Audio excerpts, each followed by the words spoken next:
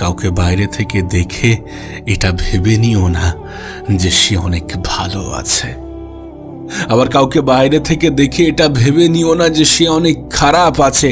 মানুষ যেটা করে সেটা নাও হতে পারে, মানুষ যেটা দেখায় সেটা নাও হতে পারে, কারণ মানুষ অভিনয় করতে ভালোবাসে।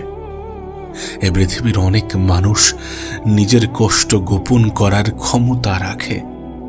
এ পৃথিবীর অনেক মানুষ নিজের কষ্টকে গোপন করতে পারে, আবার অনেক মানুষ মানুষের দুর্বলতার সুযোগ নিতে ভালোবাসে। আজকের দিনে দাঁড়িয়ে এ পৃথিবীর সব থেকে দামি জিনিস কি জানো?